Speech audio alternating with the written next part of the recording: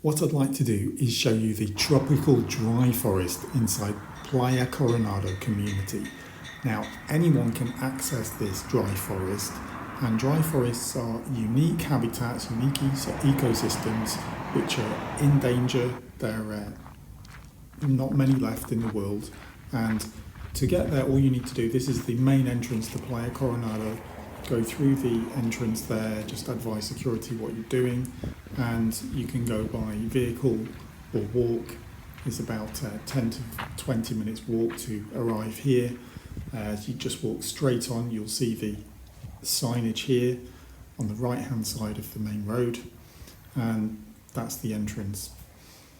And as soon as you enter here, you'll start to see information plaques on trees and plants, helping you, stimulating your curiosity, telling you interesting facts and the names of the plants. So here we've got jaguar, which is used by the native tribes in Panama for tattooing, and also you can eat it. So when you see the black tattoos that they have, this is what it's made from.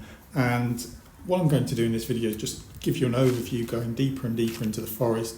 The approach, this is the approach from the main road. It takes about 20 minutes, depending how much you like to look at stuff, and then you reach the main dry tropical forest.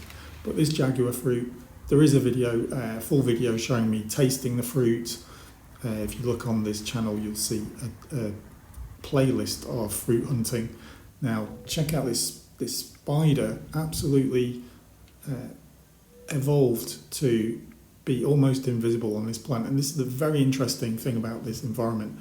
I'll come back to that in a second. These leaves are like sandpaper, and they can be used as sandpaper. You could file your nails down with them, you can finish off wood with them, and again we go into each of these trees in individual videos so you can learn about them. The great thing in this trail is that the signs with information on are in English as well as Spanish.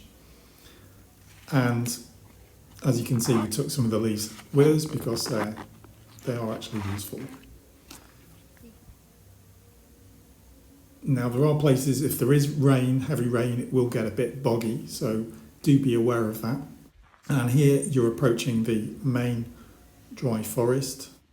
Now, of course, feel free to pause the signs as you see them with the information on, but this is the acacia, well, a variety of it, and it's got a symbiotic relationship with ants, whereas they can live in the spines. The spines are hollow, specifically evolved for that purpose. Among other things, they secrete a sugary nectar that the ants like, and that's just a few of the things that they do. But this video is not about going into all the details about the plants, just to give you an idea about how interesting it is. Here, this site gets very, very surreal, very interesting landscape you'll see with sand, rocks. They don't know if it's man-made at some point prehistorically, or it's been shaped like this by the environment.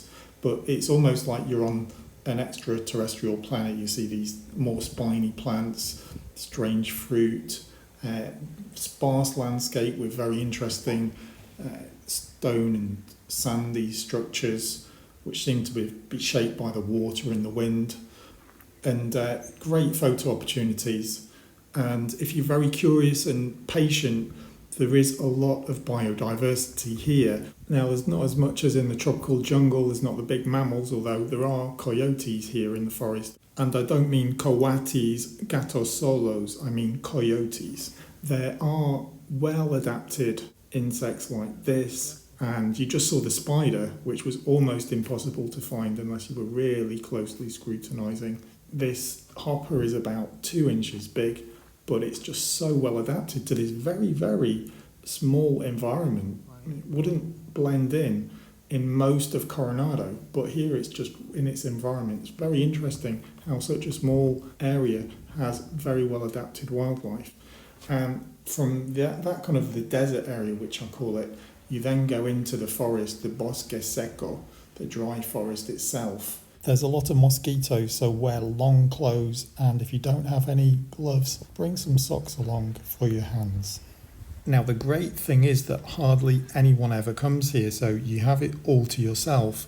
On the downside, you do need to be careful in case you get into trouble, for example, a snake bite or something. So take ample water, do use a lot of caution because there are overgrown areas, and it's a bit of an adventure once you get in so far, and you may have to find your way around little obstacles, and just use caution. Sometimes we take a stick and move that in front of us. But always remember, snakes can be on branches of trees and above you as well. But generally, snakes obviously are scared of you. They will go away. But you do need to exercise caution. And it goes around in a loop. So you'll end up back at the desert eventually. It should take you around 30 minutes, 40 minutes if you go fairly swiftly, taking a look around. And as I say, you will see very little wildlife unless you're very, very careful to look and listen. But you will see these plants and trees described every now and again, which adds to the fun of the day. It's so much better when you can have the trees and plants identified. Saying that, there's a lot that isn't identified, like these beautiful flowers. You see very small but beautiful flowers in the desert area. If you're starting the trail from Avenue Eisenmann, that's the main road in Coronado, I'd say allow 1 litre at least of liquid per person. The great thing is you can combine this trip with a visit to the beach in Playa, Coronado, and if you're into wildlife, there is wildlife to observe on the beach there. You can see in some videos I've done of that as well. But you can combine it, and so this could be a day trip from the city. You can get here in about 90 minutes on a good run. If you don't have all the rush hour traffic, then you can spend the day.